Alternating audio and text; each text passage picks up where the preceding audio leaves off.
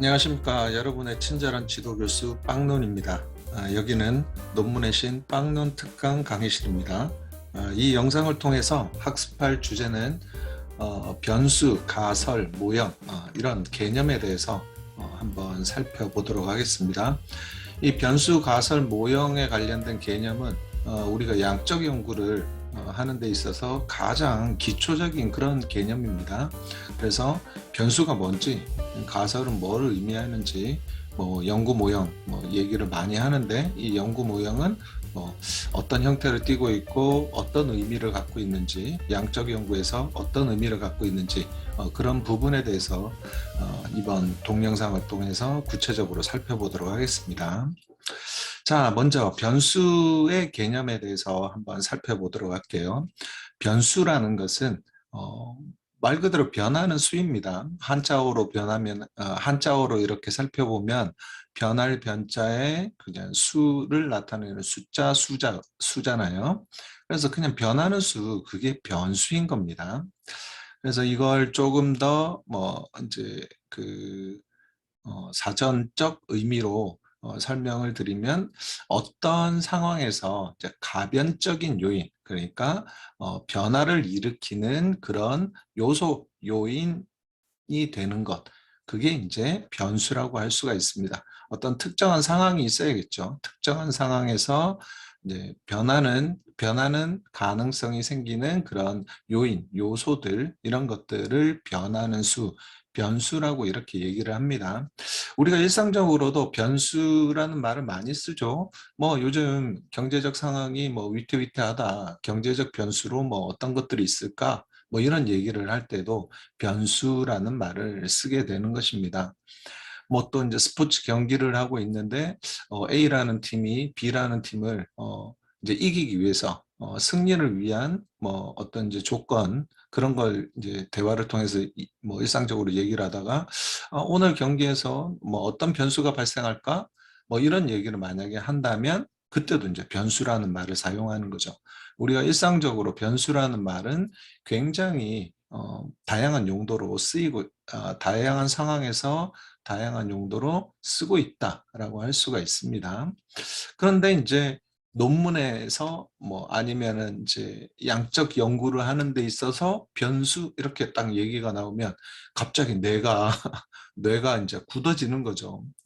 그러면서 우리가 일상적으로 많이 변수란 말을 씀에도 불구하고 이런 변수가 뭘 의미하는지 논문에서, 또 아니면은 연구에서 이 변수가 뭘 의미하는지 이제 생각을 하다 보면 갑자기 이제 머리가 굳어지고 뇌의 활동이 정지가 되면서 변수가 뭐지? 이렇게 이제 그런 식이 되어버리는데, 사실 우리가 일상적으로 쓰는 일상생활에서 사용하는 그런 변수하고 별반 다를 거 없다.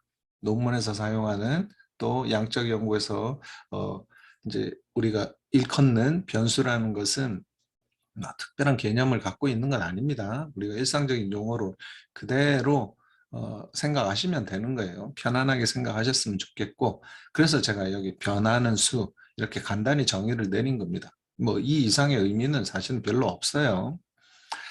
근데 이제 그렇게 봤을 때 이 변수의 반대말은 상수가 되겠죠, 상수. 이제 여기서 상자는 항상 상자 이런 의미인데, 그러니까 우리 상록수 이런 표현 쓰잖아요.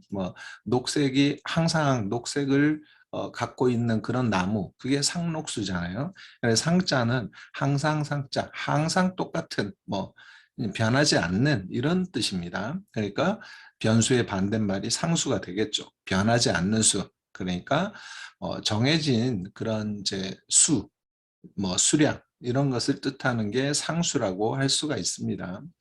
나중에 이제 회귀 분석에 대해서 제가 또 이제 동영상 강의를 또 올려 놓겠지만은 그때 이제 상수가 나오고 변수가 이제 통계량으로 회귀 분석을 하면 통계량으로 변수와 상수의 통계량이 산출이 되는데, 이런 이제 회계식에서도 상수가 있고 변수가 존재한다라는 것을 이제 알 수가 있습니다. 이제 공존하는 건데, 변수는 변하는 수고 상수는 일정한 값, 이제 정해져 있는 어떤 수치, 일정한 값을 상수라고 표현한다. 이렇게 일단 이해를 하셨으면 좋겠어요. 변수하고 상수의 의미를. 그런데 우리가 연구를 할 때는 이 변수가 굉장히 중요합니다. 변수가. 왜 중요하냐면 우리가 이제 그 어떤 연구를 하게 되면 뭐가 뭐에 영향을 미칠 것이다라는 부분을 검증하기 위해서 연구를 많이 하게 되잖아요. 영향을 전혀 미치지 않는다 그러면은 그런 걸 굳이 파악할 필요가 없습니다. 그러니까 상수인 것처럼 상수처럼 뭐가 이렇게 딱 정해져 있으면은 변하지 않는 거죠. 변하지 않는 것을 우리가 관찰하거나 또 논문을 통해서 검증할 필요는 없는 거죠. 뭐 항상 일정하니까 그런 부분에 대해서는 검증할 필요가 없는 겁니다. 네. 그런 필요성이 안 생기는 거죠. 뭔가가 변해서 영향을 미치게 될 때, 뭐가 뭐에 영향을 미치게 될 때, 그러니까 우리가 보통 x가 x를 이제 독립 변수로 또 y를 종속 변수로 이제 어, 그렇게 많이 일컫는데 이 x가 변할 때 이제 독립 변수가 변할 때 종속 변수도 변한다. 이런 관계가 성립이 될 때 영향을 미친다라고 표현을 하는 겁니다. 그러니까 뭐가 변해야지 영향을 미치게 된다라는 거예요. 이게 굉장히 중요한 개념이에요. 우리가 양적 연구를 하는 데 있어서 왜 변수를 다루느냐? 변수가 독립 변수, 종속 변수 또 좀 이따가 제가 설명을 드리긴 할 건데 변수라는 이름이 붙은 굉장히 다양한 개념이 있어요. 그런 개념들을 왜 연구에서 다루느냐? 결국은 변하기 때문에 뭐가 뭐에 영향을 미친다는 그런 전제를 갖게 되는 거예요.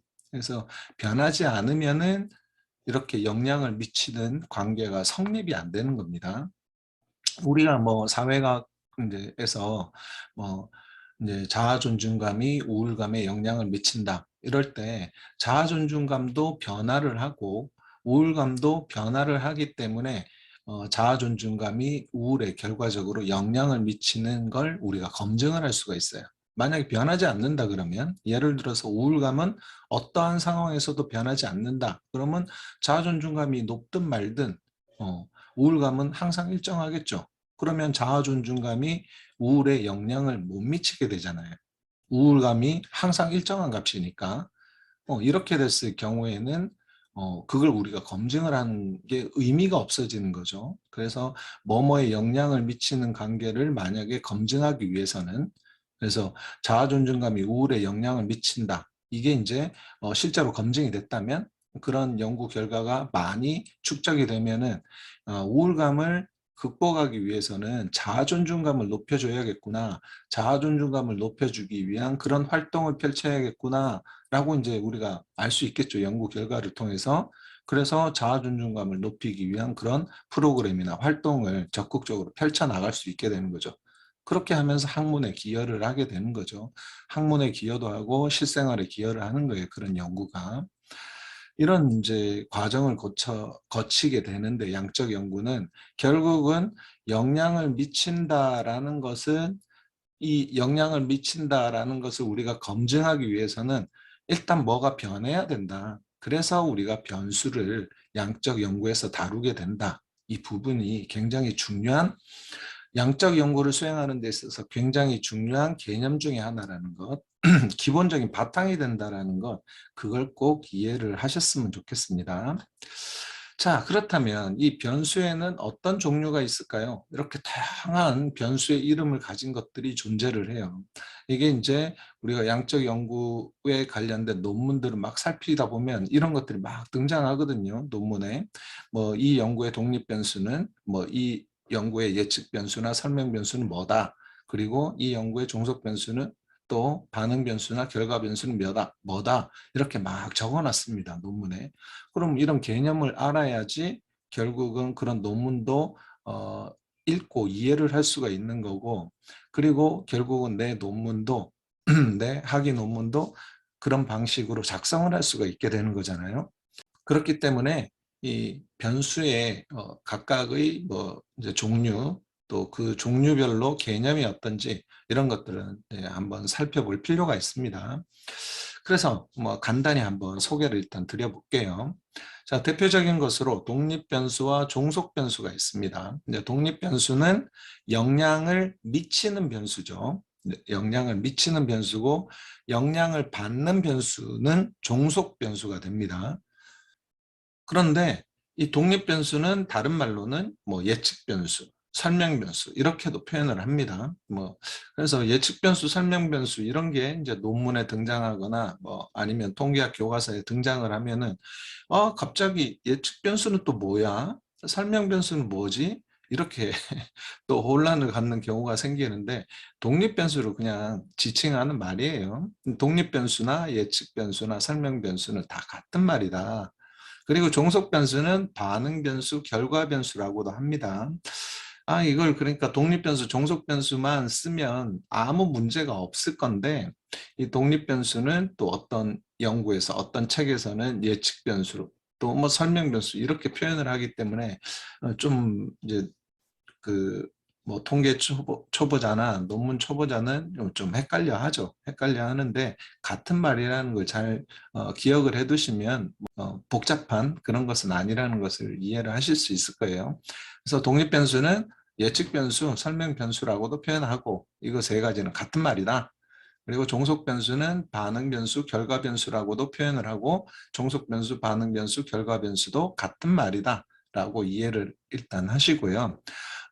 그 개념은 아까 제가 다시 말씀드렸었는데, 다시 한번 정리를 해보면은, 독립 변수는 영향을 미치는 변수, 영향을 미치는 변수가 독립 변수고, 영향을 받는 변수, 그러니까 독립 변수에 영향을 받고 뭐 다른 변수에 또 영향을 받겠죠. 그래서 영향을 받는 변수가 종속 변수입니다. 아까 제가 예를 들 때 자아 존중감이 우울감에 영향을 미친다, 뭐 이런 이제 그 가설을 설정을 했을 때, 그럴 경우에 자아 존중감이 우울감에 영향을 미치는 경우니까 영향을 받는 것은 우울감이겠죠. 그러면 우울감이 종속 변수가 되고, 자아 존중감 이게 독립 변수가 되는 겁니다.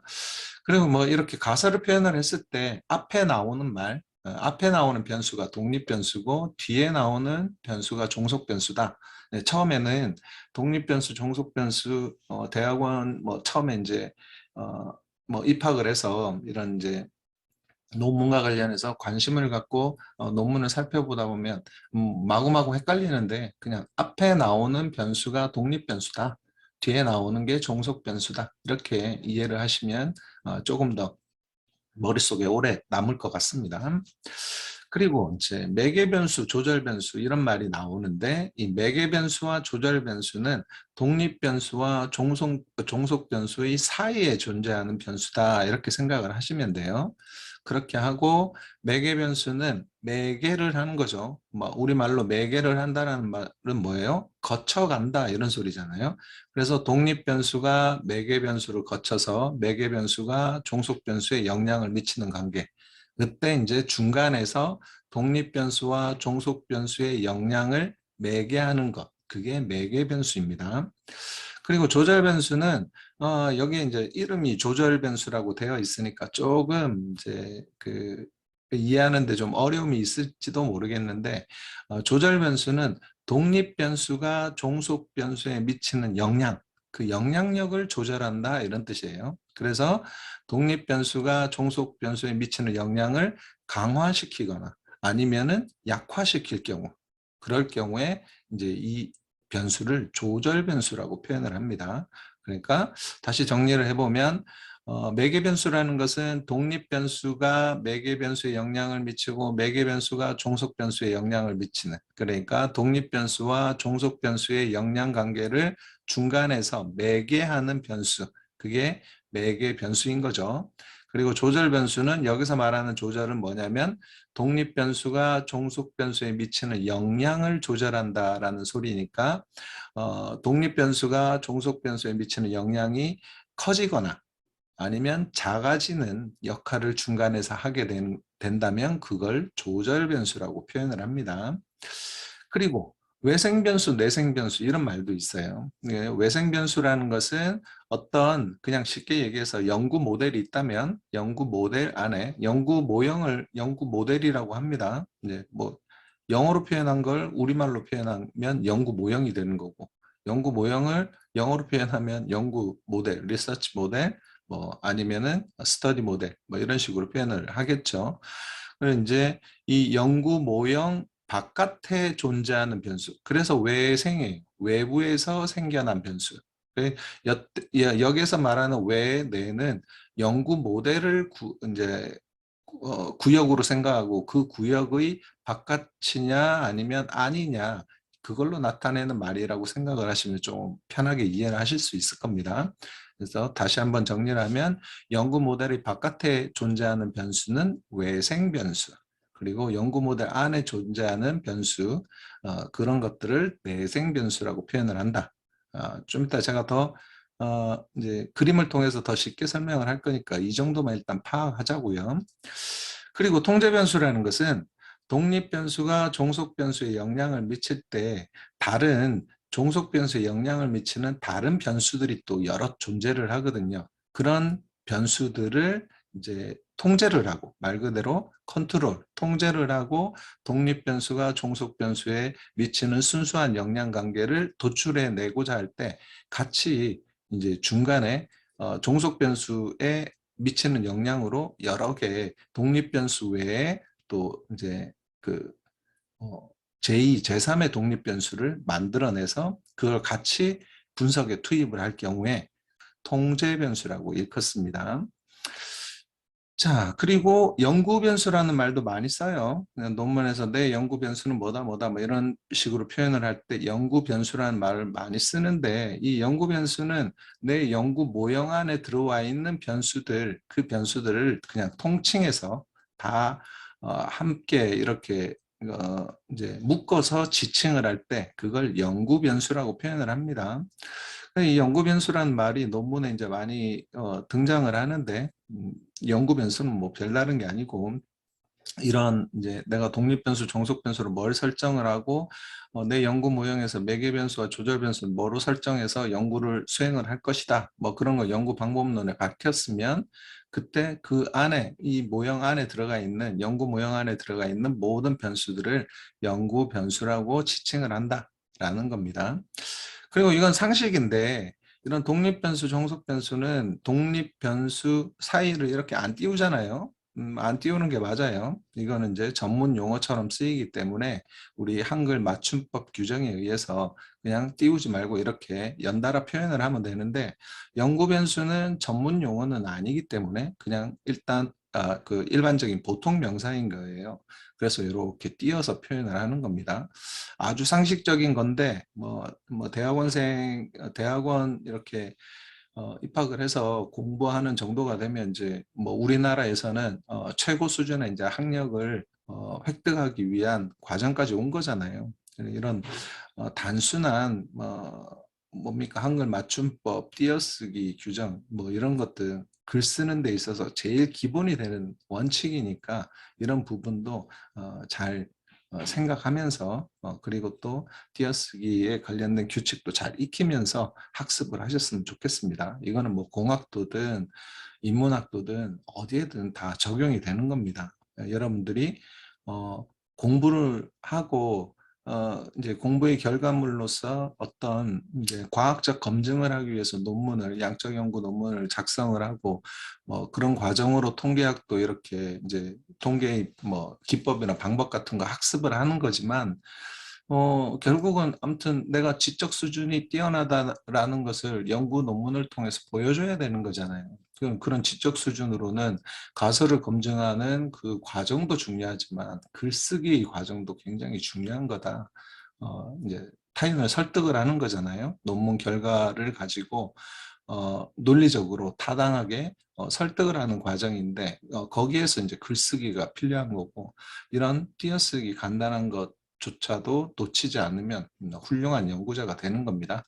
그런 의미에서 이런 띄어쓰기도 잠시 말씀을 드린 거고요. 자, 그러면은 아까 얘기한 독립변수, 종속변수, 매개변수, 또 조절변수가 있고 외생변수, 내생변수, 뭐 통제변수 이런 것들을 이런 그림을 통해서 이제 쉽게 한번 설명을 드려보려고 합니다.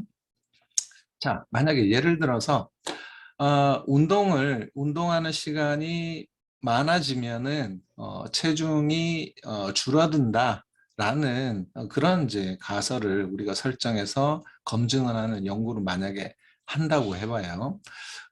그렇게 이제 가정을 했을 때 이제 운동 시간이 늘어날수록 체중은 줄어들 것이다.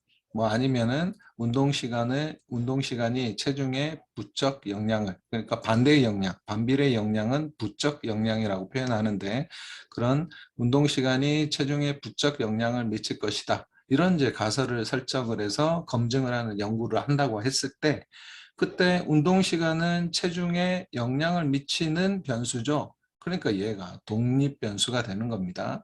그리고 운동을 많이 하면은 운동 시간을 늘려서 운동을 하게 되면 체중이 줄어들 것이다 라고 했을 때 이제 영향을 받는 애잖아요. 체중은. 그렇기 때문에 얘가 종속 변수가 되는 겁니다. 이런 독립 변수와 종속 변수의 관계에서 만약에 이제 근육량이라는 게 이제 중간에 매개를 한다 이럴 경우는 이런 가정을 해볼 수가 있죠. 뭐 어떤 사람의 경우에는 아무리 운동을 해도 체중이 줄지 않는 사람이 있겠죠. 네, 이제 그런 사람들은 뭐 물만 마셔도 나는 살이 찌는 것 같아. 뭐 이런 불평을 하잖아요. 그런 사람의 경우에는 운동을 많이 하는 것이, 운동 시간을 많이 투입하는 것이 체중 변화에 영향을 미치지 못할 겁니다. 그러면 독립 변수가 종속 변수에 영향을 못 미친다, 미치지 않는다, 이런 결론에 도달하게 되는 거죠.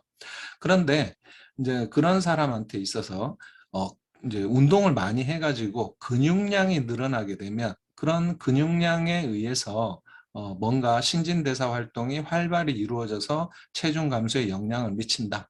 이제 그런 뭐 경우가 생길 수가 있잖아요. 그럴 경우에 이렇게 인과관계가 성립할 경우에 근육량이라는 것은 직접적으로는 운동 시간이 체중에는 영향을 미치지 않지만 운동 시간을 늘림으로 인해서 근육량이 늘어나고 근육량이 늘어남으로 인해서 체중이 감소하는 데 영향을 미칠 경우에 이때는 근육량이 매개 변수가 되는 겁니다. 매개 변수 이해 가시죠, 이제? 그런데 이제 사회과학을 연구하다 보면 자연과학에서 아니면 공학에서는 그런 일이 많이 안 생기는데 사회과학을 연구하다 보면 이 사람을 대상으로 사람의 감정이나 태도, 뭐 사람의 생각을 가지고 연구를 하잖아요. 사회과학은. 그러다 보니까 이런 관계가 성립을 해야 매개 효과인데 그러니까 운동 시간이 체중에는 영향을 미치지 않아야 됩니다. 매개 효과를 검증하기 위해서는. 그런데 운동 시간이 근육량에 영향을 미치고 근육량이 체중에 영향을 미쳐야 이게 이제 매개 효과라고 할 수가 있고 이런 변수를 매개 변수를 할 수 있는데 사회학에서는 꼭 이렇게 딱 이루어지지 않는 경우가 있다라는 거죠. 뭐 운동 시간이 체중에 직접적인 영향을 미치기도 하는데 운동 시간이 근육량에 영향을 미치고 근육량이 체중에 영향을 미치는 이런 인과관계도 성립을 하는 경우가 있습니다. 그러면 이렇게 묶어서 이때는 근육량을 부분 매개 효과가 있는 매개 변수라고 그렇게 표현을 합니다. 그리고 이렇게 이런 이제 직접적인 영양 관계는 성립을 안 하고 근육량을 꼭 거쳐가야 인과관계가 성립되는 경우는 완전 매개 효과가 있는 매개 변수라고 표현을 하거든요. 아무튼 뭐 이건 매개 변수를 검증하는 나중에 이제 그런 영상을 찍어서 또 유튜브에 올릴 건데 게재를 할 건데 그때 더 구체적으로 설명을 드리고 여기서는 일단 아무튼 뭘 거쳐가야 인과관계가 성립이 될 때 그런 변수를 진정한 매개 변수라고 부른다. 그렇게 파악을 하고 있으면 좋겠습니다. 그리고 이제 조절 변수라는 것은 예를 들어서 설명을 해보면은 이제 운동 시간이 증가하면은 체중 감소하는 데 영향을 미쳐요. 영향을 미치는 관계는 있는데 이때 식이요법을 하게 되면은 그러니까 먹는 식단을 좀 조절하게 되면은 체중이 더 많이 줄어들 수가 있겠죠. 그럴 경우에는 이런 이제 영향을 미치는 관계를 더 강화시키게 되는 거잖아요. 체중을 더 줄어들게 만드는 효과를 발휘하니까 이런 경우 식이요법은 조절 변수가 되는 거예요. 조절 변수. 조절 변수는 제2의 독립 변수라고 생각을 하시면 됩니다. 그래서 운동 시간이 체중에 영향을 미치는데 식이요법도 체중에 영향을 미치는 관계. 이게 이제 조절 변수의 진정한 의미거든요.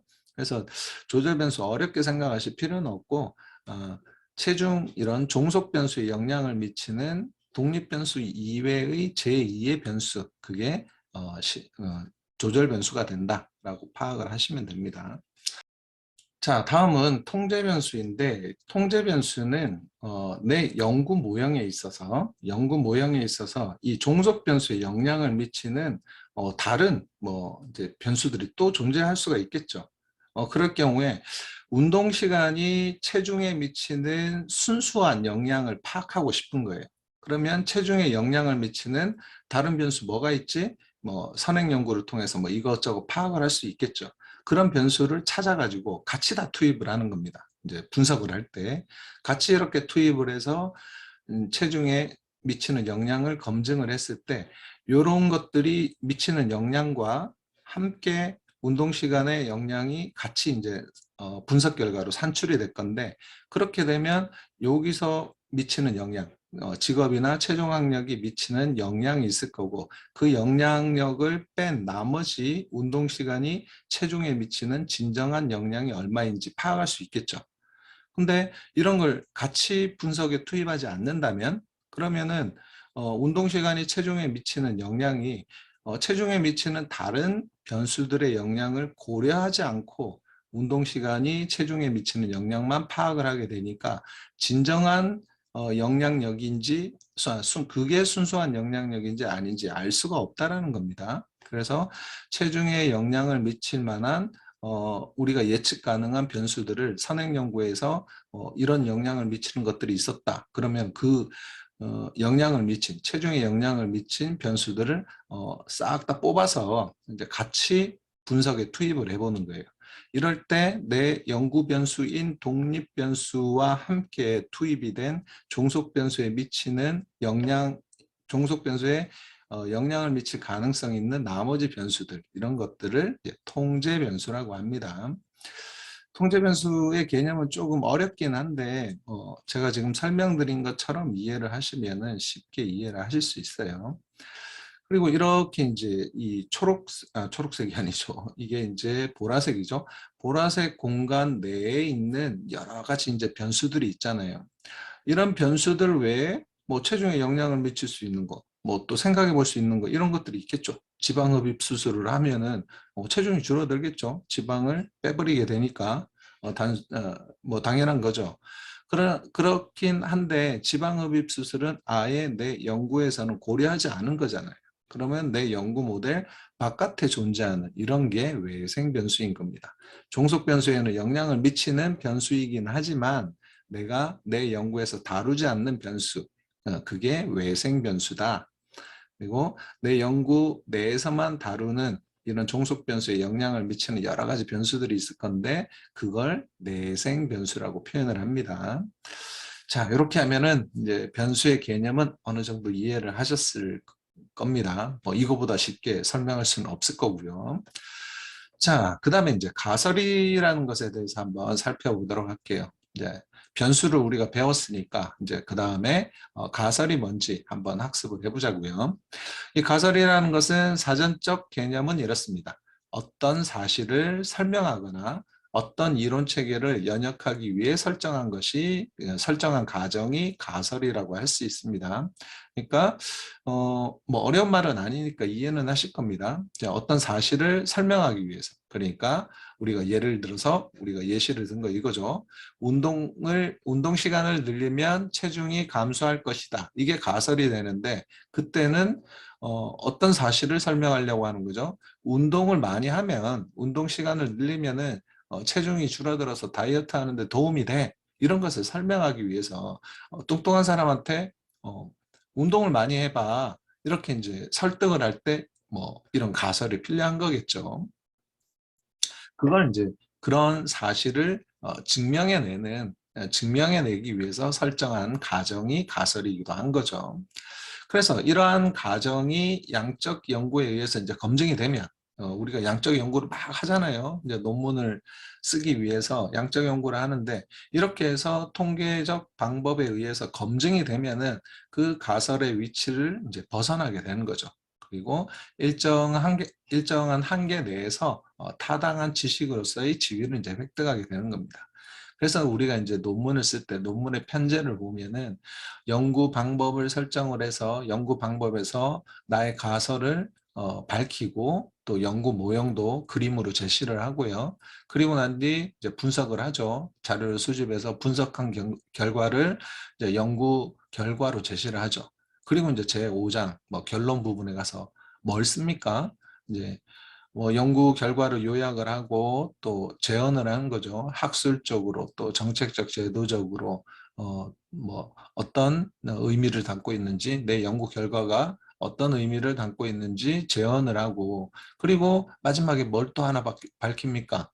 연구의 한계를 밝히잖아요. 연구의 한계. 이제 제한적으로 하는 거죠. 어떤 사람의 연구든 간에 어떤 특정한 상황에 놓여져 있는 상태에서 연구가 이루어지는 걸 겁니다. 뭐 예를 들어서 연구 대상이 뭐 이제 뭐 서울에 거주하는 사람들 아니면 부산에 거주하는 사람들 광주에 거주하는 사람들 뭐 이렇게 한정이 될 수도 있을 거고요. 이제 뭐죠? 그런 것은 장소적, 지역적 한계가 되겠죠. 뭐 그거 외에는 또 시간적으로 뭐 몇 년도에서 몇 년도까지 기간 동안에 조사된 자료를 가지고 연구를 했다. 그러면 시간적 한계점도 갖게 되는 걸 거고요. 그 외에도 뭐 이론적인 한계를 여러 가지 갖게 될 거죠.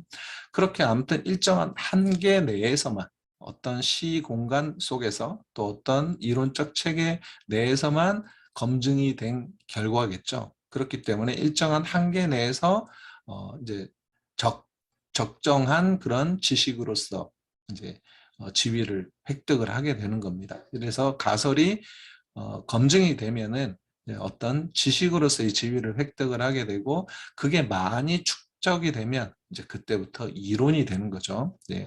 이런 연구 결과로 인해서 어떤 이제 뭐 예를 들어서 아까 뭐 이런 식으로 운동을 많이 하게 되면 체중이 감소하는구나 이런 지식이 형성이 된 거예요.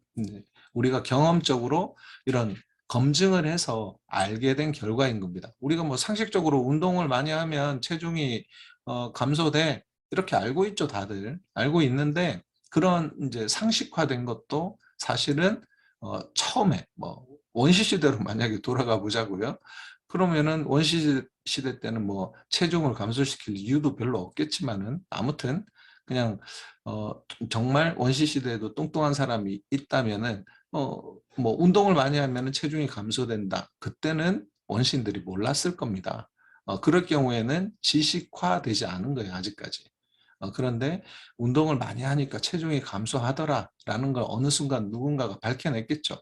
그러면 그게 지식이 되는 겁니다. 지식화되는 거고 그런 지식이 여러 가지 상황 속에서 이제 여러 가지 상황 속에서 다 그런 결과가 지속적으로 검증이 된다면 그때 지식이 이제 축적이 되는 거죠.